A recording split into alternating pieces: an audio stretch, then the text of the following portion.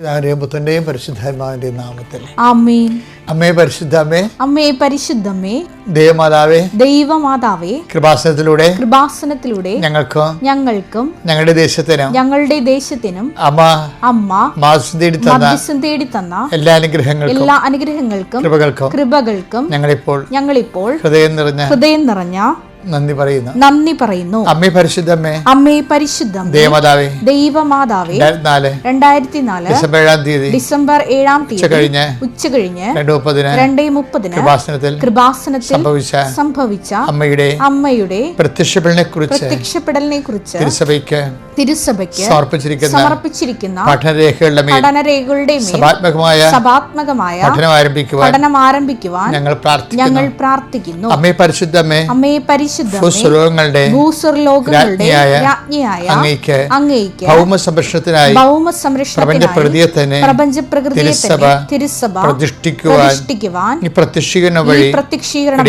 ഇടയാക്കണമേ. പരിശുദ്ധമേ, ജപമാല മാതാവേ, സകല കൃപാസനം പ്രാർത്ഥനകളോടും ചേർത്ത് ഞങ്ങളിപ്പോൾ പ്രാർത്ഥിക്കുന്ന ഈ കുടുംബത്തിന്റെ പ്രത്യേക നിയോഗം പരമക്കളെ, അമ്മയുടെ പ്രത്യക്ഷീകരണത്തിന്റെ ഈ അനുഗ്രഹവേളയിൽ ഞങ്ങൾക്ക് സാധിച്ചു തരുവാൻ കനിയണമേ. വിശ്വാസ പ്രമാണം. സർവശക്തനായ പിതാവും ആകാശത്തിന്റെയും ഭൂമിയുടെയും സൃഷ്ടാവുമായ ദൈവത്തിൽ ഞാൻ വിശ്വസിക്കുന്നു. അവിടുത്തെ ഏകപുത്രനും ഞങ്ങളുടെ കർത്താവുമായ ഈശോ മിശിഹായിലും ഞാൻ വിശ്വസിക്കുന്നു. ഈ പുത്രൻ പരിശുദ്ധാത്മാവിനാൽ ഗർഭസ്ഥനായി കന്യകാമറിയത്തിൽ നിന്ന് പിറന്ന് പൊന്തിയോസ് പീലാത്തോസിന്റെ കാലത്ത് പീഡകൾ സഹിച്ച് കുരിശിൽ തറയ്ക്കപ്പെട്ട് മരിച്ച് അടക്കപ്പെട്ട് പാതാളങ്ങളിൽ ഇറങ്ങി മരിച്ചവരുടെ ഇടയിൽ നിന്ന് 3-ാം നാൾ ഉയർത്ത് സ്വർഗത്തിലേക്ക് എഴുന്നള്ളി സർവശക്തിയുള്ള പിതാവായ ദൈവത്തിന്റെ വലതുഭാഗത്തിരിക്കുന്നു. അവിടെ നിന്ന് ജീവിക്കുന്നവരെയും മരിച്ചവരെയും വിധിക്കുവാൻ വരുമെന്നും ഞാൻ വിശ്വസിക്കുന്നു. പരിശുദ്ധാത്മാവിലും ഞാൻ വിശ്വസിക്കുന്നു. വിശുദ്ധ കത്തോലിക്കാ സഭയിലും പുണ്യവാന്മാരുടെ ഐക്യത്തിലും പാപങ്ങളുടെ മോചനത്തിലും ശരീരത്തിന്റെ ഉയർപ്പിലും നിത്യമായ ജീവിതത്തിലും ഞാൻ വിശ്വസിക്കുന്നു. ആമേൻ. സ്വർഗ്ഗസ്ഥനായ ഞങ്ങളുടെ പിതാവേ, അങ്ങയുടെ നാമം പൂജിതമാകണമേ. അങ്ങയുടെ രാജ്യം വരണമേ. അങ്ങയുടെ തിരുമനസ് സ്വർഗത്തിലെ പോലെ ഭൂമിയിലുമാകണമേ. അന്നു വേണ്ടുന്ന ആഹാരം ഇന്ന് ഞങ്ങൾക്ക് തരണമേ. ഞങ്ങളോട് തെറ്റ് ചെയ്യുന്നവരോട് ഞങ്ങൾ ക്ഷമിക്കുന്നത് പോലെ ഞങ്ങളുടെ തെറ്റുകൾ ഞങ്ങളോടും ക്ഷമിക്കണമേ. ഞങ്ങളെ പ്രലോഭനത്തിൽ ഉൾപ്പെടുത്തരുതേ, തിന്മയിൽ ഞങ്ങൾ രക്ഷിക്കണമേ. ആമേൻ. നന്മ നിറഞ്ഞ മറിയമേ, സ്വസ്തി. കർത്താവ് അങ്ങയുടെ കൂടെ സ്ത്രീകളിൽ അങ്ങ് അനുഗ്രഹിക്കപ്പെട്ടവളാകുന്നു. അങ്ങയുടെ ഉദരത്തിൻ ഫലമായി ഈശോ അനുഗ്രഹിക്കപ്പെട്ടവനാകുന്നു. പരിശുദ്ധ മറിയമേ, തമ്പുരാന്റെ അമ്മേ, പാപികളായ ഞങ്ങൾക്ക് വേണ്ടി ഇപ്പോഴും ഞങ്ങളുടെ മരണസമയത്തും തമ്പുരാനോട് അപേക്ഷിക്കണമേ. ആമേൻ. എൻ്റെ പ്രിയപ്പെട്ടവരെ, അതിപ്രഭാതത്തിലെ കർത്താവിൻ്റെ ചൈതന്യത്തിലെ നമ്മൾ ഉണർന്നെഴുന്നേറ്റ് കർത്താവിൽ നിന്ന് ഊർജ്ജം സംഭരിക്കാൻ വേണ്ടി നമ്മുടെ മനസ്സൊരുക്കേണ്ട സമയമാണിത്. ഈ രാവിലെയുള്ള ഡെയിലി ബ്രീഡിനെ കുറിച്ച് ഒത്തിരിയേറെ സാക്ഷ്യങ്ങൾ വരുന്നുണ്ട്. അപ്പോൾ നിങ്ങൾ സീരിയസ് ആയിട്ട് എടുക്കണം. ഇത് നിങ്ങളുടെ നിയോഗങ്ങൾ സമർപ്പിക്കുമ്പോൾ കൃത്യമായി സമർപ്പിക്കണം. അച്ഛൻ അതിന് സമയം തരുന്നുണ്ട്. ഞാൻ ആ സമയത്ത് മൗനം പാലിക്കുമ്പോൾ നിങ്ങൾക്ക് എല്ലാവർക്കും വേണ്ടി ഞാൻ പ്രാർത്ഥിക്കുകയാണ് ചെയ്യണത്. എൻ്റെ പ്രാർത്ഥനയ്ക്ക് നിങ്ങൾക്ക് അറിയാമല്ലോ, 10 പേര് നിയോഗം വെച്ചാൽ 10 പേരും കർത്താവ് അത് കേൾക്കണം, ആ പ്രാർത്ഥന കേൾക്കണമെന്നാണ്. അപ്പം അതുകൊണ്ട് സന്തോഷമായിട്ട് വേണം ഇതിൽ പങ്കെടുക്കാൻ. എനിക്കറിയാം നിങ്ങൾ അശക്തരാണെന്ന്. ഞാനും എൻ്റെ ജീവിതത്തിൽ പല കാലങ്ങളും അശക്തമായിട്ടുണ്ട്. അപ്പോഴെല്ലാം ഞാൻ ആശ്രയിച്ച എൻ്റെ ദൈവം, എനിക്ക് കിട്ടിയ അനുഭവങ്ങൾ, സഭയുടെ എൻ്റെ പഠനങ്ങളിൽ ആശ്രയിച്ച എൻ്റെ വിശ്വാസത്തിൻ്റെ പ്രയോഗങ്ങൾ, അതെല്ലാമാണ് എന്നെ നിലനിർത്തിയതും രക്ഷിച്ചതും വളർത്തിയതും ഇപ്പോൾ ഇവിടെ നിങ്ങളുടെ മുമ്പിൽ നിലനിർത്തിയിരിക്കുന്നത്. അതുകൊണ്ട് തന്നെ നമ്മൾ ചെയ്യുന്നതെല്ലാം സത്യമായ കാര്യങ്ങളാണ്. സന്തോഷത്തോടെ പ്രാർത്ഥനയിൽ പങ്കെടുക്കുക. കർത്താവേ, അങ്ങയുടെ തിരുസന്നിധി ശിരസ്സ് നമിച്ച് നിൽക്കുന്ന മക്കളുടെ മേൽ നിൻ്റെ അനന്തമായ കാരുണ്യം ചൊരിയണമെന്ന് പ്രാർത്ഥിക്കുന്നു. ഈശോ, ഞങ്ങൾക്ക് വേണ്ടി ക്രൂശിക്കപ്പെട്ടവനെ എന്ന് ഞങ്ങൾ നിന്നെ വിളിക്കുമ്പോൾ കുരിശാരോഹണത്തിന് പോലും ഞങ്ങളെ വീണ്ടെടുക്കാൻ വേണ്ടി അതിനുപോലും മനസ്സായവനാണ് നീ. അതുകൊണ്ട് ഞങ്ങൾക്ക് വേണ്ടിയുള്ള നിൻ്റെ ആഗ്രഹങ്ങൾ, ഞങ്ങൾക്ക് വേണ്ടിയുള്ള നിൻ്റെ സ്വപ്നങ്ങൾ, ഞങ്ങൾക്ക് വേണ്ടിയുള്ള നിൻ്റെ എല്ലാ സമർപ്പണങ്ങളും വലിയ വലിയ ഫലങ്ങളാണ് ഞങ്ങളുടെ ജീവിതത്തിൽ ഓരോ ദിവസവും നിറവേറുന്നത്. പ്രത്യേകിച്ച് കൃപാസനത്തിൻ്റെ പ്രാർത്ഥനയിൽ പരിശുദ്ധ ജീവനോടെ പ്രത്യക്ഷപ്പെട്ട ഇടമെന്ന നിലയിൽ ദൈവപിതാവും പരിശുദ്ധാത്മാവും ഈശോയും അതിനനുവദിച്ച ഇടമെന്ന നിലയിൽ ഞങ്ങൾ അമ്മയുടെ കൃപാസന അമ്മയുടെ മാധ്യസ്ഥത്തിൽ പ്രാർത്ഥിക്കുമ്പോൾ അത് ദൈവത്തിൻ്റെ തിരുമനസ്സാണെന്ന് ഞങ്ങൾ അറിയുന്നു. ദൈവത്തിൻ്റെ തിരുമനസ് ഞങ്ങൾ എന്തെങ്കിലും കൃപാസ്വാമിയുടെ മാധ്യസ്ഥത്തിൽ പ്രാർത്ഥിച്ചാൽ അത് ദൈവത്തിൻ്റെ തിരുമനസ് നിറവേറി കൃപാസ്വാമിയുടെ പ്രത്യക്ഷീകരണം സഭ ഏറ്റെടുക്കാനുള്ള അടയാളമായി മാറാൻ ഞങ്ങൾ സ്വർഗം തിരഞ്ഞെടുത്തതായിട്ട് ഞങ്ങൾ തിരിച്ചറിയുന്നു. ഈ തിരിച്ചറിവോടുകൂടി ഞങ്ങൾ പ്രാർത്ഥിക്കുന്നു. ഞങ്ങളുടെ മക്കൾക്ക് വേണ്ടി പ്രാർത്ഥിക്കുന്നു. കുഴഞ്ഞു മറിഞ്ഞ ജീവിത അവസ്ഥകളെ സമർപ്പിച്ച് പ്രാർത്ഥിക്കുന്നു. കുത്തൊഴിഞ്ഞു പോയ ജീവിതത്തിനെ സംബന്ധിച്ച് പ്രാർത്ഥിക്കുന്നു. ലഹരി പദാർത്ഥ ഉപയോഗം, സമാധാനമില്ലാത്ത അവസ്ഥകൾ, ഭാര്യഭർത്താക്കന്മാർ തമ്മിൽ കേസായിട്ടുള്ള അവസ്ഥകൾ, നിസ്സാര കാര്യങ്ങളുടെ മേൽ തെറ്റിപ്പിച്ചതിന് ശേഷം പിന്നീട് ഓരോരോ തെറ്റിദ്ധാരണ അതിനെ പരിപോഷിച്ച് നമ്മൾ ചെയ്ത തെറ്റിനെ നീതീകരിക്കാൻ വേണ്ടി പല പല തെറ്റുകൾ ചെയ്ത് കൂട്ടി ദൈവത്തിൽ നിന്ന് കൃപ നഷ്ടപ്പെട്ടു പോയ എല്ലാ മനുഷ്യരുടെ മേലും കർത്താവ് വെളിച്ചത്തിൻ്റെ, വിവേകത്തിൻ്റെ, എളിമയുടെയും വിനയത്തിൻ്റെ ആത്മാവ് നൽകി നിങ്ങൾ അനുഗ്രഹിക്കട്ടെ എന്ന് പ്രാർത്ഥിക്കുന്നു. കർത്താവിൻ്റെ പരിശുദ്ധാത്മാവ്, സ്ത്രീഹന്മാർ ഇറങ്ങി വസിച്ച പരിശുദ്ധാത്മാവിൻ്റെ അഗ്നാമ്പുകൾ നിങ്ങളിലേക്ക് ഇറങ്ങി വസിക്കട്ടെ എന്ന് പ്രാർത്ഥിക്കുന്നു. എൻ്റെ കർത്താവിൻ്റെ ഉന്നതമായ നാമത്തിൽ സഭയുടെ അധികാരത്തിൽ വിശുദ്ധ ഔസേപ്പിതാവ് തൻ്റെ ജീവിതത്തിലെ താൻ അഭിമുഖീകരിക്കേണ്ടി വന്ന എല്ലാ കുടുംബ പ്രശ്നങ്ങളുടെ മേലും കൈവരിച്ച ദൈവത്തിൻ്റെ ചൈതന്യവും ദൈവത്തിൻ്റെ വചനവും ദൈവത്തിൻ്റെ നിർദ്ദേശങ്ങളും ആഹ്വാനങ്ങളും നടപ്പിലെടുത്താനുള്ള ഹൃദയ സമർപ്പണം നടത്തിയ പരിശുദ്ധാത്മാവിൻ്റെ ചൈതന്യം, ഔസേപ്പിതാവിൻ്റെ ചൈതന്യം നിന്നെ ആവശ്യിക്കട്ടെ എന്ന് പ്രാർത്ഥിക്കുന്നു. എൻ്റെ കർത്താവിൻ്റെ ഉന്നതമായ നാമത്തിൽ നിൻ്റെ ഹൃദയത്തെ കർത്താവ് ആസ്വദിക്കട്ടെ. എൻ്റെ കർത്താവിൻ്റെ ഉന്നതമായ നാമത്തിൽ നിൻ്റെ ജോലിയെ കർത്താവ് ആസ്വദിക്കട്ടെ. എൻ്റെ കർത്താവ് ഉന്നതമായ നാമത്തിൽ എന്ത് കാര്യത്തിന് വേണ്ടിയാണോ ഇന്ന് നീ തിക്കുമുട്ടൽ അനുഭവിക്കുന്നത്, നിൻ്റെ ഹൃദയം പിടക്കുകയും വിങ്ങുകയും ചെയ്യുന്നത് ആരോ ഓർത്തിട്ടാണോ, എന്തിനു വേണ്ടിയാണോ, ആരെ പേടിച്ചിട്ടാണോ, എന്ത് വിഷയമാണോ, എന്ത് സാഹചര്യമാണോ, എന്ത് നിയമപാലകരമായിട്ടുള്ള വിഷയങ്ങളാകാം, കോടതി വിഷയങ്ങളാകാം, അതുപോലെ തന്നെ മറ്റു തരത്തിൽ ഉദ്യോഗസ്ഥ മേഖലകളിലുള്ള നിൻ്റെ വിഷയമാകാം, എന്ത് പ്രതിസന്ധിയാണ് നീ അനുഭവിക്കുന്നത്, ഞാൻ നിനക്ക് മുമ്പ് എൻ്റെ ദൂതനയക്കുന്ന അളിച്ച കർത്താവിൻ്റെ വാഗ്ദാനം അനുസരിച്ചുകൊണ്ട് ഈ പ്രാർത്ഥന ഫലമായി ദൈവത്തിൻ്റെ ദൂതൻ നിനക്ക് മുമ്പ് സഞ്ചരിക്കുകയും നിനക്ക് മുമ്പേ കാര്യങ്ങൾ ക്രമീകരിക്കുകയും നീ ഭയങ്കരമായ രീതിയിൽ മല പോലെ വന്നു എന്ന് പറഞ്ഞ പോലെ, കാറ്റുപോലെ പോയി എന്ന് പറഞ്ഞ പോലെ നീ ഭയങ്കരമായ രീതിയിൽ പ്രയാസപ്പെട്ടിരിക്കുന്ന ഭയാനകമായ രീതിയിൽ മനസ്സ് സംഘർഷം പിടിച്ചിരിക്കുന്ന വിഷയത്തിന് മേലെ അതൊരു പഞ്ഞി ഒഴുകിപ്പോകുന്ന പോലെയും പറന്നു പോണ പോലെയും നിൻ്റെ ഹൃദയഭാരങ്ങൾ പറത്തി കളയട്ടെ എന്ന് പ്രാർത്ഥിക്കുന്നു. അമ്മേ, പരിശുദ്ധ അമ്മേ, കൃപാസാൽത്താറെ ജീവനുടെ പ്രത്യക്ഷ അമ്മയുടെ മധ്യസ്ഥം നടന്ന 10,000-കണക്കിന് ആരാധന ശക്തിയെ ഞാൻ കുടുംബങ്ങളെ ആശീർവദിക്കുന്നു. നിങ്ങളുടെ ഉദ്യമങ്ങളെ ആശീർവദിക്കുന്നു, നിങ്ങളുടെ ആവശ്യങ്ങളെ ആശീർവദിക്കുന്നു, ഇന്നത്തെ നിങ്ങളുടെ പ്രത്യേക പ്രതിസന്ധികളെയും പ്രത്യേക നിയോഗങ്ങളെ ആശീർവദിക്കുന്നു. എവിടെ ചെന്നാലും കർത്താവിൻ്റെ ചൈതന്യം പടരട്ടെ. മാതാവിൻ്റെ സുഗന്ധാഭിഷേകം നിനക്ക് അനുഭവവേദ്യമാകട്ടെ. എൻ്റെ കർത്താവിനുമായ നാമത്തിൽ സഭയുടെ അധികാരത്തിൽ കുശിൻ്റെ അടയാളത്തിൽ നിൻ്റെ യാത്രയിൽ വരത്തും ഇടത്തും വീട്ടിലും വഴിയിലും ജലത്തിലും കരയിലും മുകളിലും ഹൃദയത്തിലും കർത്താവിൻ്റെ ചൈതന്യം സഹവാസ സംരക്ഷണം ഉണ്ടാവട്ടെ. Lord infuse your spirit, Lord infuse your spirit of power and grace. എൻ്റെ പ്രിയപ്പെട്ടവരെ, ഈ ഉടമ്പടിയുടെ കാര്യം ഭയങ്കര രസമാണ്. എല്ലാ ദിവസവും കർത്താവ് ഉടമ്പടിയെക്കുറിച്ച് സംസാരിക്കും. കഴിഞ്ഞ ദിവസം സംസാരിച്ചത് എന്താണെന്നറിയാമോ? ഉടമ്പടി നമ്മൾ യഥാർത്ഥ ശിഷ്യന്മാരാക്കുമെന്ന്.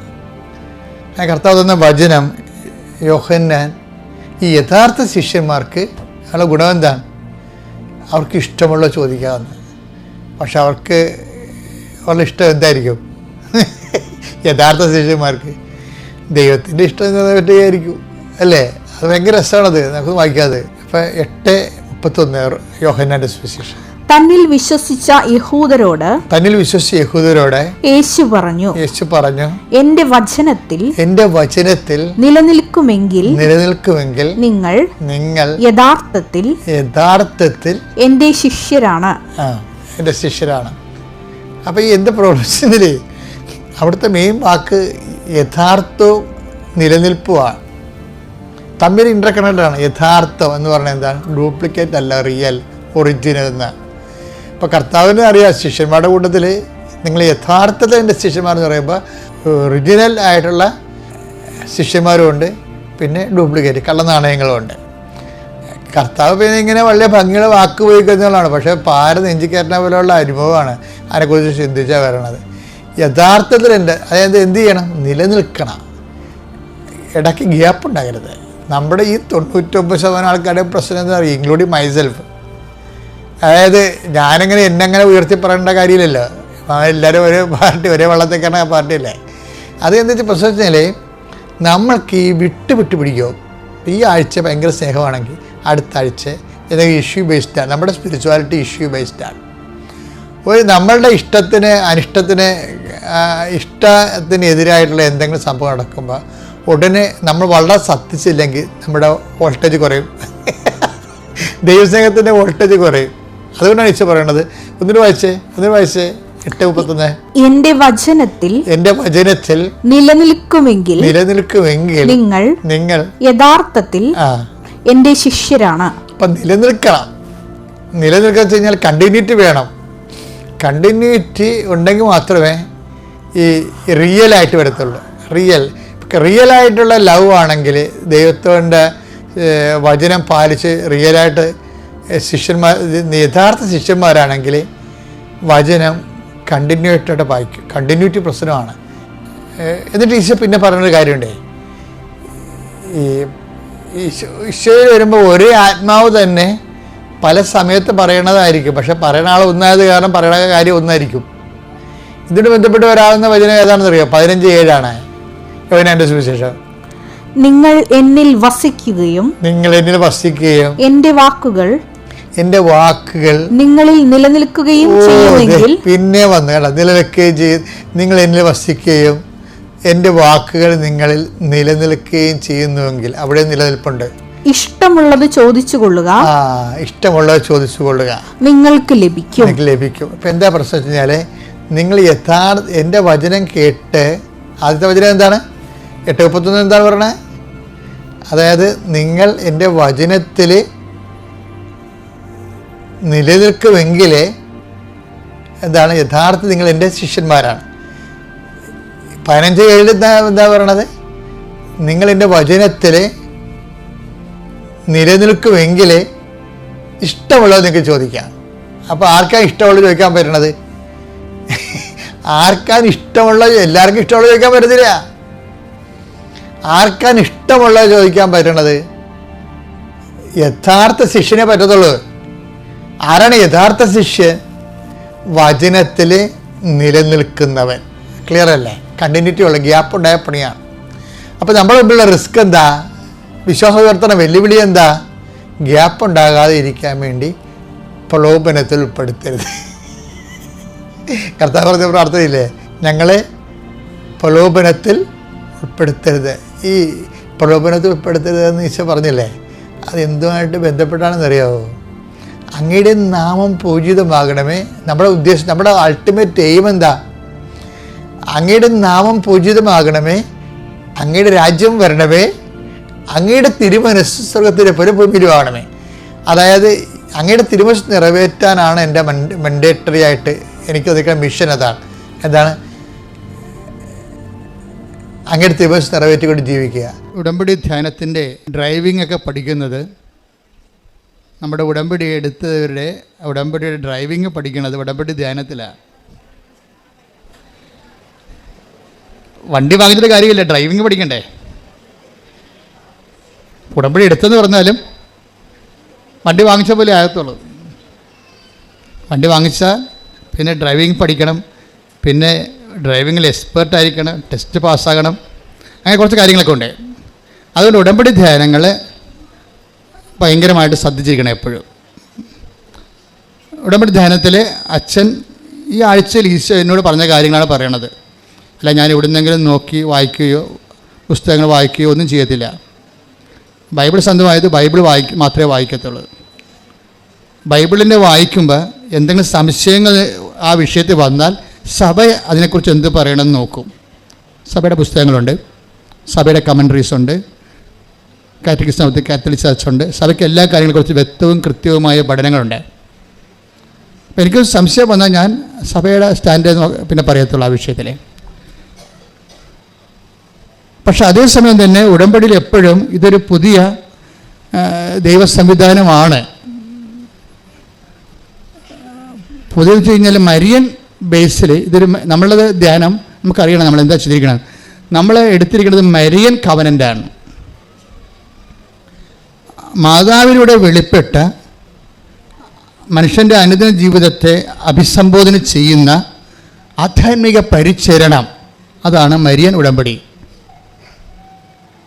ഉടമ്പടിയുടെ അടിസ്ഥാനം എന്ന് പറയുന്നത് പഴയ നിയമ ഉടമ്പടിയും പഴയ നിയമ ഉടമ്പടിയുടെ അടിസ്ഥാനം,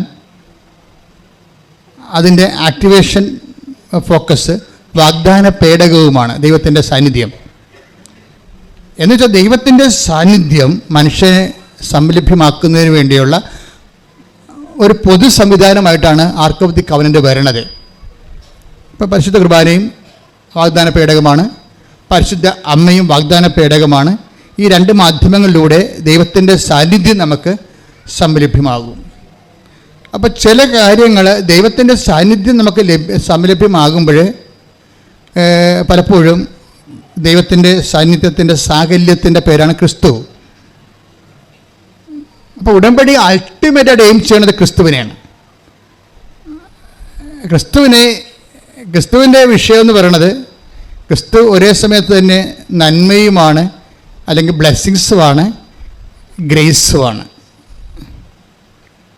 അതിനെല്ലാം കൂടി ബൈബിൾ പറയുന്ന പേരാണ് രക്ഷ. രക്ഷ പ്രാപിക്കുക എന്ന് വെച്ച് കഴിഞ്ഞാൽ ഒരു മനുഷ്യന് ദൈവത്തെ സ്വീകരിക്കുന്നതിനെ, ദൈവത്തിൻ്റെ ദൈവാനുഭവത്തിനെ ബൈബിൾ പറയുന്ന പേരാണ് രക്ഷ പ്രാപിക്കുക. ദൈവാനുഭവത്തിന് ബൈബിള് ദൈവാനുഭവം എന്നല്ല പറയണത്, മറിച്ച് രക്ഷ പ്രാപിക്കുക എന്നാണ് പറയണത്. ഈ രക്ഷ പ്രാപിക്കുന്നതിന് പുതിയ നിയമത്തിലെ അനുതാപത്തിലാണ് അതിൻ്റെ ആദ്യ പാഠം തുടങ്ങുന്നത്. അനുഗ്രഹത്തിൻ്റെ ആദ്യ പാഠം പഴയ നിയമത്തിലെ അനുതാപമായിരുന്നു. നിങ്ങളെ അനുതപിച്ചാൽ ഐശ്വര്യം, ബ്ലെസ്സിങ്സ് പ്രാപിക്കുമെന്നാണ്, ഫിസിക്കൽ ഫേവേഴ്സ്. അപ്പോൾ ഈ ഫിസിക്കൽ ഫേവേഴ്സ് എന്ന് പറയുന്നത് നമ്മളിന്ന് വെച്ചിരിക്കുന്ന പല കാര്യങ്ങളും ഫിസിക്കൽ ഫേവേഴ്സാണ്. അനുഗ്രഹങ്ങൾ എന്ന് വിളിക്കുന്ന ഫിസിക്കൽ ഫേവേഴ്സാണ്. ഈ ഫിസിക്കൽ ഫേവേഴ്സിന് പഴയ നിയമത്തിൽ ഫിസിക്കൽ ഫേവേഴ്സിന് അതിൽ തന്നെ എൻറ്റിറ്റി ഉണ്ടായിരുന്നു, അതിൽ തന്നെ ദൈവികമായ രക്ഷയുണ്ടായി. പുതിയ നിയമകാലം വന്നപ്പോൾ ഈ ഫിസിക്കൽ ഫേവേഴ്സിനെ ക്രിസ്തുവുമായിട്ട് അറ്റാച്ച് ചെയ്തിട്ട് രക്ഷയുമായിട്ട് അറ്റാച്ച് ചെയ്തിരിക്കുകയാണ്. ആത്മരക്ഷയ്ക്ക് പ്രാധാന്യം കൊടുക്കാത്തവർക്ക് ഫിസിക്കൽ ഫേവേഴ്സ് അനുഭവവേദ്യമല്ല. അതുകൊണ്ടാണ് ഈശോ പറഞ്ഞത്, എന്നെ കൂടാതെ നിങ്ങൾക്ക് ഒന്നും ചെയ്യാൻ സാധ്യമല്ല.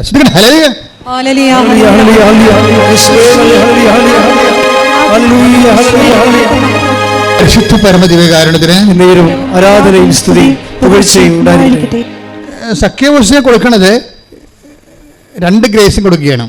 ഇന്ന് ഈ ഭവനത്തിന് രക്ഷ കൈവന്നിരിക്കുന്നു എന്ന് പറയാം അല്ലേ? 19:9 ലൂക്കായുടെ സുവിശേഷം. ലൂക്കാ 19:9.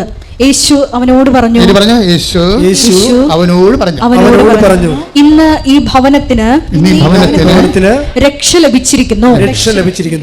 അപ്പം രക്ഷ കൈവരിക, രക്ഷ ലഭിക്കുക, രക്ഷ പ്രാപിക്കുക നമുക്ക് ലഭിക്കുന്ന ഒരു വിഷയമാണ്. അപ്പം നമ്മൾക്ക് ബൈബിൾ വെളിപ്പാടിൽ നമ്മൾക്ക് ലഭിക്കുന്നത് രക്ഷയാണ്. രക്ഷ എന്ന ബൈബിൾ പറയണത് അതിൻ്റെ അകത്ത് ഇപ്പം സഖ്യവോസ് നല്ല ധനാഢ്യനാണ്. അപ്പം ധനം കൊണ്ട് മാത്രമല്ലല്ലോ, ധനമൊക്കെ പോകാൻ ഒരു ജലദോഷം, വെടിപ്പായിട്ടൊരു ജലദോഷം വന്നാൽ അമ്പാനിയുടെ കയ്യിൽ പോലും കാശുണ്ടാകത്തില്ല. 5000 രൂപ കോടി രൂപ മുടക്കി കല്യാണം നടത്തിയെങ്കിലേ വൃത്തിയായിട്ടൊരു ജലദോഷം വന്നാൽ മുടക്കാനുള്ള കാശുണ്ടാകത്തില്ല. കാര്യം അതുകൊണ്ടല്ലേ ആൾക്കാർ മരിച്ചു പോണത്, കയ്യിരിക്കണ കാശ് മുതലാകാത്തത് കൊണ്ടല്ലേ. അതാണ് വിഷയം. അപ്പോൾ ധനം ഇപ്പോൾ സഖ്യവോസ് ധനം ഉണ്ടെന്നേ ഉള്ളൂ. ക്രിസ്തു പറയണത് ധനത്തെ നിലനിർത്താനും അത് നഷ്ടപ്പെട്ടു പോകാതിരിക്കാനും നിത്യത വരെ നിലനിൽക്കാൻ വേണ്ടിയുള്ള സംവിധാനമായിട്ടാണ് ബൈബിള് രക്ഷയെ പറയണത്. അതാണ് ഇന്ന് ഈ ഭവനത്തിന് രക്ഷയെ വന്നിരിക്കുന്നത്. അപ്പോൾ ഭവനം ഒരു പ്രധാനപ്പെട്ട വിഷയമാണ്. ഭവനമൊക്കെ നിങ്ങൾ ഡൈവേഴ്സൊക്കെ ചെയ്യാതിരിക്കാൻ വേണ്ടി പ്രത്യേകം ശ്രദ്ധിക്കണം നിങ്ങൾ. കാര്യം ദൈവത്തിന് എപ്പോഴും ഇഷ്ടം ഇൻഡിവിജ്വൽ ബ്ലെസ്സിങ്സിനേക്കാൾ ഉപരി അപ്പനും അമ്മയും കുഞ്ഞുങ്ങളും കുടുംബമായിട്ടൊക്കെ ഇരിക്കുമ്പോൾ ഒരുമിച്ച് പ്രാർത്ഥിക്കുന്നതാണ് ദൈവത്തിന് ഇഷ്ടം. അനുഗ്രഹം കിട്ടാൻ എളുപ്പമുള്ളൊരു മാർഗം ഒരു ഭവനത്തിൻ്റെ ഒരു പരിപ്രേക്ഷ്യത്തിലാണ് കിട്ടണത്. ദൈവം ഒത്തിരി കൊതിക്കുന്നുണ്ട് ഭവനമായി നമ്മൾ നിലനിൽക്കാൻ. നിങ്ങളൊത്തിരി കൊതിക്കുന്നുണ്ട് എങ്ങനെയെങ്കിലും പിരിഞ്ഞു പോകാൻ. അതാണ് ഒരു വ്യത്യാസം വരേണ്ടത്. അപ്പോൾ ദൈവത്തോട് യോജിക്കണം. കാര്യം ഈ വയസ്സ് 1-2 പ്രസവിച്ച് കഴിയുമ്പോൾ എല്ലാ സ്ത്രീകൾക്കും ഉണ്ടാകുന്ന ഒരു പ്രശ്നം, അവർക്ക് ജോലിയുണ്ട്, കുഞ്ഞുങ്ങളെ പഠിപ്പിക്കാൻ പറ്റും. അപ്പം അതുകൊണ്ട് എങ്ങനെ ഒറ്റയ്ക്ക് ജീവിക്കുന്ന ആ ഡിസ്റ്റർബൻസ് ഇല്ല, ആരും ചുമന്നുകൊണ്ട് നടക്കേണ്ട ആവശ്യമില്ല. ഭർത്താവിനെ ചുമക്കണ്ട, ഭർത്താവിൻ്റെ അപ്പനെ ചുമക്കണ്ട, അമ്മയെ ചുമക്കണ്ട. ഇത് തറവാട്ട് വീട്ടിലാണെങ്കിൽ കയറി ഇറങ്ങുന്ന നാത്തുമാരെ നോക്കണ്ട, വെള്ളം ഫ്രീ ആയി. എവിടെയെങ്കിലും നമ്മളെ കിട്ടുന്ന ശമ്പളം എടുത്തൊരു വാടകയ്ക്ക് വിട്ടി പോയി കഴിഞ്ഞാൽ ഈസിയാണ്. പക്ഷേ അതോടുകൂടി ഇതിൻ്റെ ബ്ലെസ്സിങ്സ് ബ്ലോക്ക് ആവും. കാര്യം ഭവനത്തിനാണ് അലോട്ട്മെൻ്റ് ഉള്ളത്. നിങ്ങൾ ബൈബിൾ പഠിക്കണത് എന്തിനാ? ദൈവത്തിൻ്റെ മനസ്സ് പഠിക്കാനാ. ഒന്ന് പ്രാർത്ഥിച്ച കർത്താവേ, ഞങ്ങളെല്ലാവരെയും ഭവനമായി നിലനിർത്തണമേ. അപ്പോൾ കഴിഞ്ഞ ദിവസങ്ങളിൽ ഒരു ഭവനത്തിൻ്റെ സാക്ഷ്യം കേട്ട്, പേര് സാമുവൽ സിബി. ഈ ആഴ്ചത്തെ ഏറ്റവും ബെസ്റ്റ് സാക്ഷ്യങ്ങളൊന്നാണ് സാമുവൽ സിബിയുടെ സാക്ഷ്യം. അദ്ദേഹം ഒരു ഓർത്തഡോക്സ് വിശ്വാസിയാണ്. അദ്ദേഹം പത്തനംതിട്ടക്കാരനാണ്. അദ്ദേഹം പറയണത് ഞങ്ങൾ എവിടെയായിരുന്നാലും കുടുംബമായിട്ടാണ് നിലനിൽക്കണമെന്ന്. അത് ഭയങ്കരമാണ്. ഞങ്ങൾ എവിടെയായിരുന്നാലും ആ സന്ധ്യ ആകുമ്പോൾ ഓൺലൈനിൽ ഞങ്ങൾ പ്രെയർ ചെയ്യും. കുടുംബത്തിൻ്റെ ഒരുമിച്ച് ഭക്ഷിക്കുക, ഒരുമിച്ച് പ്രാർത്ഥിക്കുക എന്നൊക്കെ പറയണത് കുടുംബത്തിൽ ഏറ്റവും നിങ്ങൾ കൊതിക്കണം. ഈ സാമൂഹ്യ പറയുന്നൊരു സംഭവമുണ്ട്. ഞങ്ങൾ എവിടെ പോയാലും 6:30 വീട്ടിൽ വരാൻ നോക്കും. അപ്പനാണ് പറഞ്ഞ് നോക്കണം. സാധാരണ അപ്പന്മാരാണ് വരാത്തത്. സാധാരണ അപ്പന്മാരാണല്ലോ വീട്ടിൽ വരാൻ താമസിക്കുന്നത്, ഓരോ കാര്യം പറഞ്ഞ് മുടങ്ങണത്. അമ്മമാരൊക്കെ മിക്കവാറും വീട്ടിൽ തന്നെ ഉണ്ടാകും. അപ്പോൾ ഈ സാമൂഹ്യ പറയണത് ഞങ്ങൾ എവിടെ പോയാലും, ഞാൻ പോയാലും വൈഫ് പോയാലും മക്കൾ പോയാലും ഞങ്ങൾ 6:30 മണിക്ക് മുമ്പ് വീട്ടിൽ കയറാൻ നോക്കും. എന്താ കാര്യം? കുടുംബ പ്രാർത്ഥന ഉണ്ടെന്ന്. എന്നാ രസമൊക്കെ കേൾക്കാൻ.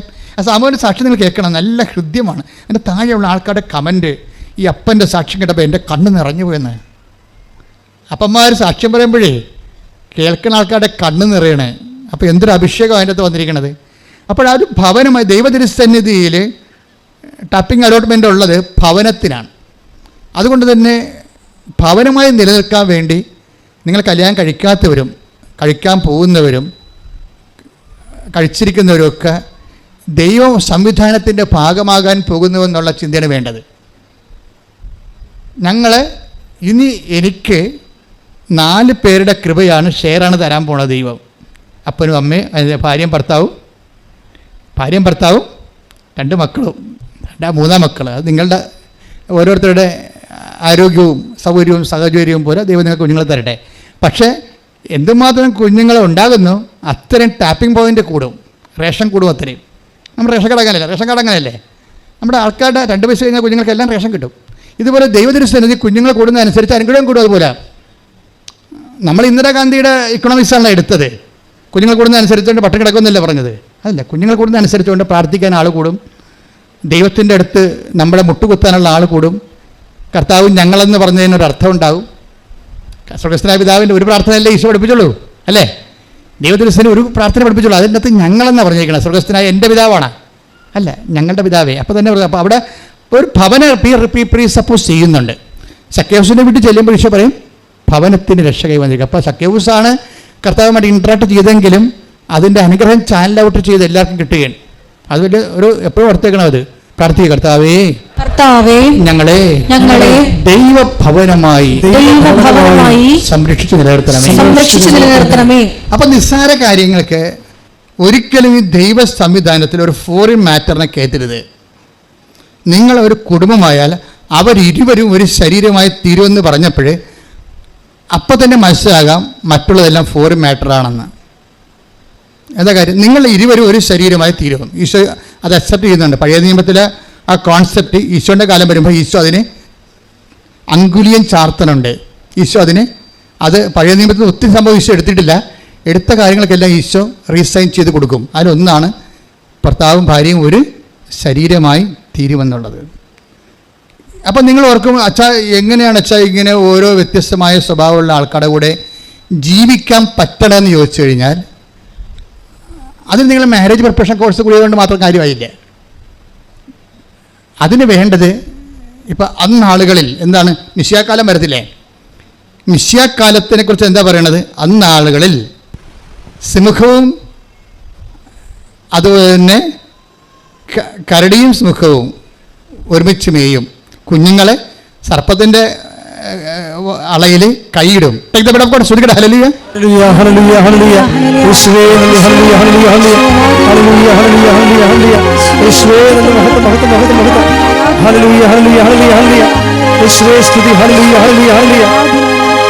ഏശയ്യ 11:6 ചെന്നായും ആട്ടിൻകുട്ടിയും ഒന്നിച്ച് വസിക്കും. പണിയായി. അമ്മായിയമ്മയും മരുമകളും കൂടി ഒരുമിച്ച് വസിക്കുമെന്നാണ് പറയണത്. 2 സ്വഭാവമായിരിക്കും ചിലപ്പോൾ. അപ്പോൾ ഇത് ഈശോക്ക് ദൈവത്തിന് അറിയാം ഇതിൻ്റെ അത് ചെന്നായും ഉണ്ട്. അതിനെ ചിലപ്പോൾ മരുമകളായിരിക്കും ചെന്നാൽ, ചിലപ്പോൾ അമ്മായിയമ്മയായിരിക്കും ആട്ടിൻകുട്ടി, ആരും കുറ്റം പറയാൻ പറ്റില്ല. പക്ഷേ ഈ സംഭവത്തിന് ഒരുമിച്ച് താമസിക്കുമെന്ന് പറയണത്. ആ ഭാഗം ഒന്ന് വായിക്കണം കേട്ടാ. ഇതിൻ്റെ പ്രശ്നമെന്ന് പറയണത് അനോയിൻറ്റിങ്ങിൻ്റെ കുഴപ്പമാണ്. അനോയിൻറ്റിങ് ഉണ്ടെങ്കിൽ ഇത് അനോയിൻറ്റിങ് എന്ന് പറഞ്ഞപ്പോൾ ബൈബിളിൽ ഇങ്ങനെയുള്ള ചേരാത്തവ ചേർക്കുന്ന സംവിധാനത്തിൻ്റെ പേരാണ് അനോയിൻറ്റിങ് എന്ന്. അത് സ്പെഷ്യൽ അഭിഷേകം കിട്ടും നമുക്ക്. അടുത്ത വചനം വായിച്ചേ. പുള്ളിപ്പുലി കോലാട്ടിൻകുട്ടിയോട് കൂടെ കിടക്കും. പണിയായി. പുള്ളിപ്പുലി അപ്പോൾ കടിച്ചു കയറുന്ന സ്വഭാവമുള്ള ആൾക്കാരായിരിക്കും. നമ്മളെ ചിലപ്പോൾ ശാന്ത സ്വഭാവമുള്ള ആൾക്കാർ, നമുക്ക് സ്വരം കേൾക്കണതിന് അരിച്ചായിരിക്കും. ചില ആൾക്കാർ സ്വരത്തിലേ സംസാരിക്കത്തുള്ളൂ. ഇവിടെ സംസാരിച്ച ഭാര്യ പറയും, ഇവിടെ മനുഷ്യ പിള്ളേർ കേൾക്കാൻ മാത്രം സംസാരിക്കും, നാട്ടുകാർ മുഴുവൻ കേൾപ്പിക്കില്ലെന്ന് പറയും. ആ പുള്ളിപ്പുലിയാണ് സാധനം. നമ്മൾ ശാന്തം, നമുക്ക് സ്വരം കേട്ടിരിക്കുന്ന തലവേന വരും, നമ്മൾ കോലാടാണ്. അപ്പോൾ ഈ രണ്ട് സാധനത്തിന് ഒരുമിച്ച് ചേരാത്തതിനാണ് ചേർത്തിരിക്കണതല്ല, നിങ്ങൾ ചേരുന്നതിനല്ല. ദൈവം അവർക്ക് ചേർന്ന ഇണയെന്ന് പറയണത് ആ ചേരാത്തിനെ ചേർക്കുമ്പോൾ ചേർക്കാനുള്ളതിൻ്റെ ഒരു അഡ്ഹേഴ്സിയുണ്ട്. എന്താണത്? അത് കൃപയാണ്. അതായത് ഇപ്പോൾ ഒരു ഭർത്താവും ഭാര്യയും അവർ ചിലപ്പോൾ 11 കൊല്ലമൊക്കെ പിരിഞ്ഞ് താമസിക്കുന്നവരുണ്ട്. അവിടെ ജോലി കുഞ്ഞുങ്ങളെ പോരണമെങ്കിൽ അതേ പറ്റത്തുള്ളൂ. പക്ഷേ അവർ തമ്മിലുള്ള വൈബ് കീപ്പ് ചെയ്യും പ്രാർത്ഥനയിൽ. ഇപ്പോഴാണെങ്കിൽ എന്ത് സുഖമാണ്, ഇലക്ട്രോണിക്സ് കാലഘട്ടത്തിൽ എന്ത് സുഖമാണ്. എല്ലാവരും കണ്ടുകൊണ്ട് സ്കൈപ്പിലും വീഡിയോയിലും ഒക്കെ അല്ല പ്രാർത്ഥിക്കണത്. ഒരിക്കലും ആരും അകന്നല്ല, നമ്മളെല്ലാവരും അടുപ്പിച്ചിരിക്കുകയാണ്. ഈ അപകട കാലഘട്ടത്തിൽ കെട്ടകാലം എന്നൊക്കെ നമ്മൾ പറയുന്നുണ്ടെങ്കിലും ഏറ്റവും സുന്ദരമായൊരു കാലമാണിത്. പണ്ടൊക്കെ നമ്മളൊരു ട്രങ്ക് ബുക്ക് ചെയ്യാൻ പോയി കഴിഞ്ഞാൽ ആരെങ്കിലും ഫോണുള്ളവരുടെ വീട്ടിൽ പോയിട്ട് വേരിക്കെ പോയി പാത്ത് നിൽക്കണം. നമ്മൾ ട്രങ്ക് ബുക്ക് ചെയ്തിട്ട് അവർ 1.5 മണിക്കൂർ കഴിയുമ്പോഴായിരിക്കും നമ്മളെ വിളിക്കണത്. ആ 1.5 മണിക്കൂർ വരെ നമ്മൾ കൊതുകടിയും കൊണ്ട് നിൽക്കണം. ആ കാലമൊക്കെ ദൈവം മാറ്റിയില്ലേ? അതിൻ്റെ അകത്ത് ഈ കൃപാസനം പോലും ഇത്ര കണ്ട് സുവിശേഷം കൈയാളുന്നത് എങ്ങനെയാണ്? പുതിയ സംവിധാനം വന്നുകൊണ്ടാണ്. പുതിയ സംവിധാനം ദൈവം തരുമ്പോൾ നന്ദി. ഇപ്പം AI വരാൻ പോണത് ഒരു വലിയ ആധ്യാത്മിക അഭിഷേകത്തിൻ്റെ കാലമാണ് ദൈവം തരാൻ പോണത്. ഇനി ഒരു ആരും ഇപ്പം അറബി നാട്ടിൽ പോലും ഹൂ ഈസ് ജീസസ് ക്രൈസ്റ്റ് എന്ന് പറഞ്ഞാൽ AI പറയും. അവിടെ മിഷണറിമാർക്ക് ഇറങ്ങാൻ പറ്റത്തില്ല, പള്ളി വെക്കാൻ പറ്റത്തില്ല, കൃപ എല്ലാം പറ്റത്തില്ല. പക്ഷേ AIയിൽ കർത്താവ് നമ്മുടെ വിരൽത്തുമ്പിലാവും. കൈയടിക്കട്ടെ, ശ്രുതിക്കട്ടെ, ഹല്ലേലൂയ. പരമദിവ്യകാരുണ്യത്തിന്. അപ്പോൾ നമ്മൾ ഫസ്റ്റ് പോയിന്റ് ഓർ സെക്കൻഡ് പോയിന്റിലേക്ക് നമ്മൾ വരുമ്പോൾ നമ്മൾ മനസ്സിലാക്കേണ്ടത്, ആദ്യമേ അച്ഛൻ പറഞ്ഞിരുന്നു, ഉടമ്പടി ബേസിക്കായിട്ട് അൾട്ടിമേറ്റായിട്ട് സാന്നിധ്യത്തിൻ്റെ സംവിധാനമാണ്. ദൈവത്തിന് എപ്പോഴും ഉള്ള ഒരു കൊതിയാണ് നമ്മുടെ കൂടെ നിൽക്കുക എന്നുള്ളത്. ദൈവം പറഞ്ഞാലും തീരാതെ പിന്നെയും പറഞ്ഞുകൊണ്ടിരിക്കും. നിൻ്റെ പുറകിൽ ഞാനുണ്ട്, നിൻ്റെ മുമ്പിൽ ഞാനുണ്ട്, എന്തെല്ലാം പറയണത്. അതൊക്കെ കേൾക്കുമ്പോൾ കണ്ണ് നിറയത്തില്ലേ? ബൈബിൾ വായിക്കുമ്പോൾ ദൈവസ്നേഹത്തോട് വായിക്കാൻ നോക്കണം. അല്ലാതെ അച്ഛൻ പറഞ്ഞ അരമണിക്കൂർ വായിക്കാൻ, എന്നാൽ അച്ഛൻ പറഞ്ഞ് ഇവിടുന്ന് വായിക്കാൻ, ഇവിടുന്ന് വായിക്കാം, ഇവിടുന്ന് വായിക്കടി. അപ്പോൾ അങ്ങനെയല്ല, വായിച്ച് തീർക്കണവർ അരമണിക്കൂർ ആയതെന്ന് പറഞ്ഞ് വായിച്ചിട്ട് നോക്കിക്കൊണ്ടിരുന്ന കാര്യം. അപ്പോൾ ദൈവത്തിന് അറിയാം ചുമ്മാ കള്ളത്തരാണെന്ന് പറയും. അരമണിക്കൂർ വചനം വായിക്കാൻ പറഞ്ഞിട്ടുണ്ട്. ഇപ്പോൾ അരമണിക്കൂറായ ക്ലോക്ക് കഴുത്ത് നീട്ട് ഭിത്തിയായിട്ട് നോക്കിക്കൊണ്ടിരിക്കും. വല്ല കാര്യമുണ്ട്? ഇത് ദൈവസ്നേഹം. കാരണം ദൈവം നിങ്ങളോട് സംസാരിക്കാൻ, നിങ്ങൾക്കറിയാമല്ലോ, ഈ വചനത്തിന് ഇപ്പോൾ പണ്ടൊക്കെ ഈ കമ്പ്യൂട്ടറിലൊക്കെ വൈറസ് കയറുമ്പോൾ നമ്മൾ വേറെ ഒരു ആൻറ്റിവൈറസിൻ്റെ CD ഇട്ട് കൊടുക്കും. കമ്പ്യൂട്ടർ വൈറസ് കയറി കഴിഞ്ഞാൽ സ്റ്റക്കാകും, പ്രോഗ്രാമൊക്കെ ഡാമേജ് ആകും, ജാമാകും. അപ്പോൾ നമ്മൾ എന്താ ചെയ്യും? നമ്മൾ ആൻറ്റിവൈറസിൻ്റെ CD വാങ്ങിച്ചിട്ട് ആ CD ഇട്ട് കൊടുക്കും. ഇപ്പോൾ മൈക്രാഞ്ചോ വൈറസ്, അവനാണ് ഇത്രയും നാൾ ഹാക്കിങ്ങിൻ്റെ പരിപാടിയൊക്കെ ചെയ്തുകൊണ്ടിരുന്ന അയാളാണ്. അപ്പോൾ ആ വൈറസിന് പറ്റിയ CD ഉണ്ട് വരെ. അപ്പോൾ അതിട്ട് കൊടുക്കുമ്പോൾ ഈ CD അകത്ത് കയറിയിട്ട് കംപ്ലീറ്റ് ഇതിൻ്റെ അകത്തുള്ള മുഴുവനും ഈ വൈറസിനെ ന്യൂട്രലൈസ് ചെയ്യും. ഇതുപോലെ നമ്മുടെ അകത്തുള്ള ദൈവത്തിൻ്റെ എതിരും, നമ്മുടെ അകത്തുള്ള വിശ്വാസരാഹിത്യം, നമ്മുടെ അകത്തുള്ള ദൈവസ്നേഹക്കുറവ്, നമ്മുടെ അകത്തുള്ള അശുദ്ധി മുഴുവനും ന്യൂട്രലൈസ് ചെയ്യുന്നതിനാണ് ഈ വചനം വായിക്കുന്നത്. പറഞ്ഞു മനസ്സിലായില്ലേ? അതാണ് വചനം വായിക്കുമ്പോൾ ഉദ്ദേശം, അല്ല അറിവ് നേടാനല്ല. ഞാൻ നിങ്ങളോട് പറഞ്ഞ വചനം നിമിത്തം നിങ്ങൾ ന്യൂട്രലൈസ് ആയിരിക്കുന്നു എന്ന് വെച്ചാൽ അതല്ല 15:3 എടുത്ത് ശ്രുതിക്കട്ടെ, ഹല്ലേലൂയ. യോഹന്നാൻ 15:3. ഞാൻ നിങ്ങളോട് പറഞ്ഞ വചനം നിമിത്തം നിങ്ങൾ ശുദ്ധിയുള്ളവരായിരിക്കുന്നു. നിങ്ങളോട് പറഞ്ഞ വചനം നിമിത്തം നിങ്ങൾ ശുദ്ധിയുള്ളവരായിരിക്കുന്നു. അപ്പൊ ഈ നമ്മളെ ശുദ്ധി എന്ന് പറയുന്ന വിശുദ്ധിയിൽ അത് ചില ദൈവത്തിന് നമ്മളതിൽ ഓപ്പറേറ്റ് ചെയ്യാനുള്ള ഒരു അനുകൂല സാഹചര്യം സൃഷ്ടിക്കുകയാണ് നമ്മൾ ചെയ്യണം വചനം വായിക്കുന്നതിലൂടെ. ദൈവത്തിന് ഇപ്പം നിങ്ങളെ ഇങ്ങോട്ട് വരുന്ന വഴിക്ക് മുഴുവൻ കാട് പിടിച്ച് കിടക്കണമെന്നുണ്ടെങ്കിൽ നിങ്ങൾ തള്ളി മാറ്റി പൂച്ച ഉണ്ടാ, പട്ടി ഉണ്ടാ, കുറുക്കനുണ്ടാന്നൊക്കെ അങ്ങോട്ട് ഇടന്ന് നോക്കി എന്ത് സ്ലോ ആയിരിക്കും. അല്ലേ? പക്ഷേ നാഷണൽ ഹൈവേയിൽ വന്ന് കൃപാസനത്തിൽ ഇറങ്ങണമെന്ന് എന്ത് സ്പീഡാണ്. ഇതുപോലെ ദൈവത്തിൻ്റെയൊക്കെ പെട്ടെന്ന് പോയി ഇറങ്ങാൻ വേണ്ടിയാണ് നമ്മൾ റോഡ് റെഡിയാക്കണത്. അതാണ് വചനം വായന എന്ന് പറയുന്നത്. അരമണിക്കൂർ വചനം വായിക്കണം. അരമണിക്കൂർ എന്ന് വെച്ചാൽ നിങ്ങൾക്ക് അരമണിക്കൂറല്ലേ പറ്റത്തുള്ളൂ എന്ന് വിചാരിച്ചുകൊണ്ടാണ് അങ്ങനെ പറയണത്. അഭിഷേകം കിട്ടിയാൽ എത്ര മണിക്കൂർ വേണമെങ്കിൽ വായിക്കാം. അത് ഏറ്റവും ഡിഫിക്കൽട്ട് ടൈമിലാണ് വചനം വായിക്കുമ്പോൾ പെട്ടെന്ന് കത്തണത്. ഏറ്റവും നിങ്ങൾക്കറിയാം, വചനം നമ്മൾക്ക് പല കാലാവസ്ഥയിൽ വായിക്കാം. നമുക്കൊരു സന്തോഷമായിരിക്കുന്ന സമയത്ത് വായിച്ചു കഴിഞ്ഞാൽ അത് സ്ലോ പ്രോസസ്സിങ് ആയിരിക്കും. നമുക്കിപ്പോൾ ഭർത്താവ് നമുക്ക് 2 അടി വെച്ച് തന്നിട്ട് അയാൾ പോയി വെള്ളം അടിച്ച് വന്നിട്ട് പിന്നെ ഉടമ്പടി എടുത്തിട്ടും പോയി അയാൾ വെള്ളം അടിച്ച് ഈ പണ്ടാരത്തിൻ്റെ ആണ് ഈ കുടുംബം നശിപ്പിച്ചത്, തേച്ച് കഴുകുക. ഇയാൾ ചത്തെങ്കിൽ നമുക്ക് ഇയാളില്ലാതെ ഉടമ്പടി എടുക്കാൻ വരുന്നതെന്ന് പറയും. കാര്യം പൊറുതിമുട്ടിട്ട് പറഞ്ഞു പോണതാണേ. പുള്ളി വന്നിട്ടില്ല. ഇയാൾ എന്ത് ചെയ്യണമെന്ന് വെച്ച് കഴിഞ്ഞാൽ, ഇയാൾ ഇങ്ങനെ ഒരു സിറ്റുവേഷൻ നീയെങ്കിൽ നീ കർത്താവ് ഈ മനുഷ്യനെ സ്നേഹിക്കാൻ എനിക്ക് അഭിഷേകം തരാൻ വേണ്ടി പ്രാർത്ഥിക്കണം, എന്നിട്ടിരുന്ന് വചനം വായിക്കണം. എല്ലാവരും വചനം വായിച്ചപ്പോൾ ദൈവം രക്ഷപ്പെടുത്തി എപ്പോഴാണെന്ന് അറിയാമോ? നിങ്ങളെ നിറഞ്ഞ കണ്ണോടി വായിച്ച കാലവും ചിരിച്ച ചിരിയോട് വായിച്ച കാലവും 2 ഹാർവസ്റ്റിംഗ് ആണ്. ഒന്ന് 30 മേനിയും ഒന്ന് 60 മേനിയുമാണ്. നിറഞ്ഞ കണ്ണോടെ വചനം വായിച്ചതും ചിരിച്ചോണ്ട് സന്തോഷിച്ച് വചനം വായിച്ചതും 2 മേനിയാണ്. ചിരിച്ചോണ്ട് വായിക്കണം 30 മേനിയും, നിറഞ്ഞ കണ്ണോടെ വായിച്ചാൽ 60 മേനിയുമാണ്. വെച്ചാൽ അതായത് ഇപ്പം നീ രോഗിയായി, നീ കുറച്ച് കിടപ്പിലായെന്ന് വിചാരിച്ചോ. ഇടയ്ക്ക് കിടപ്പിലാകണം നല്ലതാണ്. അയ്യോ ഞാൻ ഉടമ്പടി എടുത്തിട്ട് ഞാൻ കിടപ്പിലായെന്ന് ചോദിച്ചില്ലേ. കിടപ്പിലാന്ന് വെച്ചാൽ ദൈവത്തിൻ്റെ അടുത്തേക്ക് നമ്മൾ കുറച്ചുകൂടി ഉത്തരവാദിത്തം കുറച്ച് ദൈവത്തിൻ്റെയൊക്കെ അടുപ്പിച്ച് പ്രാർത്ഥിക്കാനുള്ള അവസരം കിട്ടിയെന്ന് മാത്രമേ അർത്ഥമുള്ളൂ. ഞാൻ 2.5 മാസമൊക്കെ ആശുപത്രി കിടന്നിട്ടുണ്ട്. ഒന്ന് ചിന്തിച്ച് നോക്കിയാൽ 2.5 മാസം ഗവൺമെൻറ് ആശുപത്രി കിടന്നുള്ള അവസ്ഥ എന്തായിരിക്കും? അപ്പോൾ നമ്മൾക്കറിയാം, ബ്രദർ ആയിരുന്ന സമയത്തും അച്ഛനായ സമയത്ത് പോലും ഞാൻ 1.5 മാസമൊക്കെ അച്ഛനായിട്ട് പോലും 1.5 മാസം ആശുപത്രി കിടന്നിട്ടുണ്ട്. ഈ മതിലകം ആശുപത്രിയിൽ അപ്പുറത്ത് മന്ദിരം ആശുപത്രി കിടന്നിട്ടുണ്ട്. അത് 1-2 ആഴ്ചയില്ലയോ. അപ്പോൾ ബ്രോങ്കൈറ്റിസ് അഫക്ഷൻ ഇത് വന്നു കഴിഞ്ഞാൽ തൊണ്ട പഴുത്ത് ശ്വാസം ഇതിൽ കഫം കയറി കഴിഞ്ഞാൽ പിന്നെ ന്യൂമോണിയായി ടൈഫോയിഡ് വരെ എത്തി ചാകണ വരെ എത്തിയിട്ടേ തിരിച്ചു വരത്തുള്ളൂ. അപ്പോൾ ഈ കാലങ്ങളിലെല്ലാം പ്രെയർ ചെയ്യും ശരിക്കും. നമ്മൾക്ക് അല്ലെങ്കിൽ എന്തുമാത്രം ഫോൺ വിളിയും, എന്തുമാത്രം ആൾക്കാർ നമ്മളെ മീറ്റിങ്ങിന് വിളിക്കുന്നത്, അവിടെ വിളിക്കണേ, ബിഷപ്പ് ഹൗസ് വിളിക്കണേ, നാട്ടിൽ വിളിക്കണേ, വെഞ്ചരിക്കാൻ വിളിക്കണേ. നമുക്ക് തന്നെ നമ്മളെ കിട്ടാനില്ല. പിന്നെയാണ് നമുക്ക് ദൈവത്തിന് നമ്മളെ കിട്ടണത്. നമുക്ക് തന്നെ നമ്മളെ കിട്ടണില്ല, പിന്നെ എങ്ങനെ ദൈവത്തിന് കിട്ടണത്? അപ്പോൾ നമ്മൾ പറയുന്നത് സമയമില്ല എന്നൊക്കെ പറയും. പക്ഷേ ചില സമയത്ത് നമ്മൾ ആശുപത്രി കൊണ്ടിടും. അതിൻ്റെ അർത്ഥം എന്താണ്? നിനക്ക് ആവശ്യത്തിന് സമയം ഞാൻ എഴുതി തന്നിരിക്കണം എന്ന് പറയണം. ഇത് കാര്യം ഒരിക്കലും ഒരു സംഭവം നടക്കും. അതൊക്കെ നിങ്ങൾ അറിയണം, നല്ലതായിരിക്കും തോന്നണേ. ഞാനിങ്ങനെ ഈശോ തന്നെ പോലെ പറഞ്ഞുകൊണ്ടിരിക്കുകയാണ്. ഒരിക്കലും എനിക്ക് നല്ല പനി കയറി, പണ്ടാരം പിടിച്ച പനി. അപ്പോൾ അന്ന് ആലുവയിൽ സ്റ്റേഷനിൽ നിൽക്കുകയാണ് ഞാൻ. എന്തോ സെമേരിയിൽ നിന്ന് വാങ്ങിക്കാൻ വേണ്ടി ഇറങ്ങിയതാണ്. ഈ വ്യാഴാഴ്ചയാണ്. അപ്പോൾ അവിടെ നിന്ന് വ്യാഴാഴ്ചയാണ് ഈ ചീപ്പ് പൗഡർ സോപ്പൊക്കെ വാങ്ങിക്കണത്. അപ്പോൾ അങ്ങനെ ഇറങ്ങിപ്പോയി. പക്ഷേ എനിക്ക് തിരിച്ച് സെമേരി പോകാൻ പറ്റില്ല. പനി തലക്ക് കൊണ്ട് എന്നിട്ട് സർവാംഗം വിറയ്ക്കുകയാണ്. വിറച്ച അവസാനം ഞാൻ ആ പ്രൈവറ്റ് ബസ്സിൽ തിരിച്ചു വരാൻ നേരത്ത് ആ ജനകീയ വടിയെ തൂങ്ങി നിൽക്കുകയാണ്. നല്ല ഇടിയാണ് ബസ്സിനകത്ത്. അപ്പോൾ ഞാൻ അവരോട് ചോദിച്ചു, ഇവിടെ എവിടെയെങ്കിലും ഈ ബസ് പോണ റൂട്ടിൽ എവിടെയെങ്കിലും ആശുപത്രി ഉണ്ട്? അപ്പോൾ എന്നോട് പറഞ്ഞു അശോകപുരത്തുണ്ടെന്ന് പറഞ്ഞു. ഉടനെ ഞാൻ അശോകപുരത്തിലേക്ക് വണ്ടി അപ്പോൾ ആ റൂട്ടിൽ പോകണം. അപ്പോൾ ചെമ്മേരി കഴിഞ്ഞ് പിന്നെയും പോകണം, പെരുമ്പാവൂർ സൈഡിലേക്കാണ് പോകണം.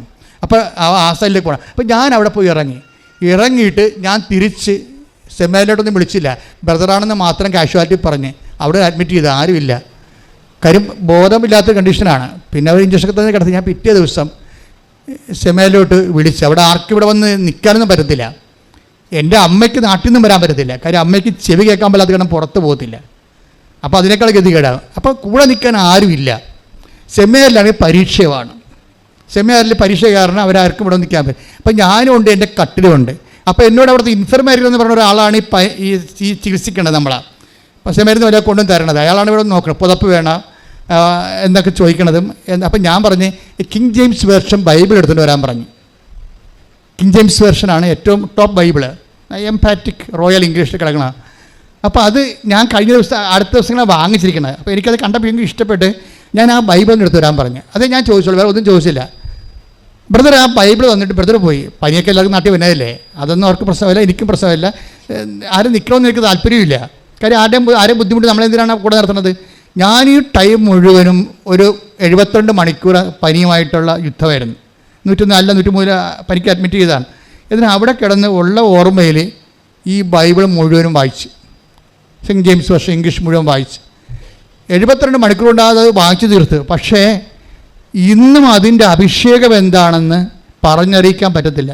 എന്നാൽ ഞാൻ അന്ന് തിയോളജിയിലോട്ട് പ്രവേശിച്ചിട്ടില്ല, ഫിലോസഫി പഠിക്കുന്ന കാലമാണ്. അപ്പോഴേ ആ കാലത്താണ് ഇത് വായിച്ചിരിക്കണത്.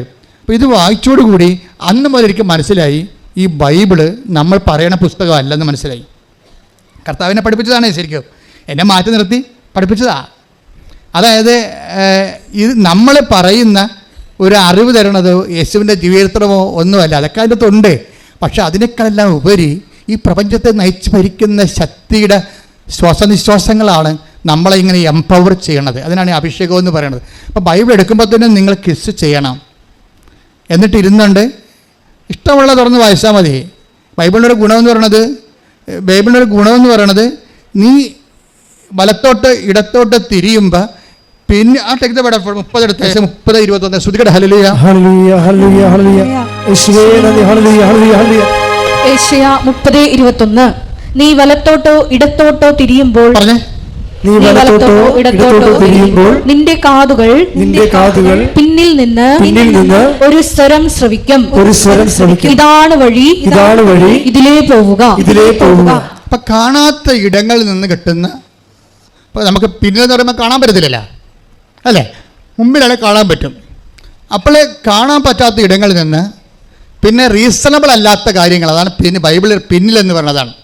അപ്പം യുക്തിപരമായിട്ട് നമുക്ക് കാണാവുന്നത് മനസ്സിലാക്കാവുന്നതൊക്കെ ഉണ്ട്. പക്ഷെ പിന്നിലെന്ന് പറയുമ്പോൾ നമുക്കൊരു യുക്തിയുമില്ല, നമുക്ക് കാണുന്നില്ല, നമുക്കവിടെ ഒരു ടാഞ്ചിബിളായിട്ട് യുക്തിസഹമായിട്ട് ഉള്ള ഒരു സ്പേസ് അല്ല. പിന്നിൽ നിന്നാണ് ഈ സ്വരം കേൾക്കുന്നത്. ചില സമയത്ത് നമ്മൾക്ക് ബുദ്ധിപരമായ നമ്മുടെ അറിവ്, മുന്നറിവ്, നമ്മുടെ അറിവ് എല്ലാം അതിൻ്റെ അപ്പുറത്ത് എപ്പോഴും ബൈബിളിൽ നിന്ന് ദൈവത്തിന് ഒരു പിന്നുണ്ട്. എന്നുവെച്ചാൽ പുറകുവശം മനുഷ്യനെ കണ്ണോ കാതോ കൊണ്ട് കണ്ണോ കൊണ്ടോ കൈ കൊണ്ടോ ഇന്ദ്രിയങ്ങൾ കൊണ്ടോ മനസ്സിലാക്കാത്ത ഒരു അഭവമായ അജ്ഞാതമായ കോണിൽ നിന്നുകൊണ്ട് ദൈവം നമ്മളോട് സംവേദിക്കും. അതിൻ്റെ അകത്ത് ഒരു സാധനമാണ് അതിലൊരു സംഭവമാണ് ബൈബിൾ എന്ന് പറയുന്നത്. അപ്പം ഇപ്പോൾ നമ്മൾക്ക് പഠിച്ചവരോട് പറയുകയാണെങ്കിൽ അവർ ചിരിക്കും ഉടനെ. ബൈബിളിൽ നിന്ന് കർത്താവ് പറഞ്ഞതൊക്കെയല്ലേ ആൾക്കാർ പറയണത്. ആൾക്കാരുടെ അനുഭവങ്ങൾ ഔദ്യോഗിക സഭയുടെ അനുഭവങ്ങളെക്കാൾ മുകളിലാണ് ഇപ്പോഴും. പക്ഷേ ഔദ്യോഗിക സഭയ്ക്ക് അത് അറിയത്തില്ല. ഞാനിപ്പോൾ അച്ഛനായ കാലം മുതൽ 38 കൊല്ലം മുതൽ 37ാമത്തെ കൊല്ലം മുതൽ ജനങ്ങളുടെ കൂടെയാണ്. അപ്പോൾ ജനങ്ങളുടെ ആധ്യാത്മിക അനുഭവങ്ങളെക്കുറിച്ച് എനിക്ക് നല്ല ധാരണയാണ്. അപ്പോൾ ആധ്യാത്മിക അവരുടെ സിമ്പിളായിട്ടുള്ള കോംപ്ലിക്കേറ്റഡ് അനുഭവങ്ങളാണ് ജനങ്ങൾക്കുള്ളത്. സിമ്പിളാണ്, പക്ഷേ കോംപ്ലിക്കേറ്റഡ് അനുഭവങ്ങളാണ് ഉള്ളത്. ഈ അനുഭവ തലങ്ങളെ അറിയണമെന്നുണ്ടെങ്കിൽ നമ്മുടെ ഈ ബുദ്ധി നമ്മൾ അഡ്ഹിയർ ചെയ്യേണ്ടി വരും. അത് അക്കാഡമിക്കായിട്ടുള്ള ആൾക്കാർക്ക് അത് ഈ ജന്മത്തിൽ പറ്റത്തില്ല. അതാണ് സഭയെ ദൈവം നയിച്ചത് എല്ലാം.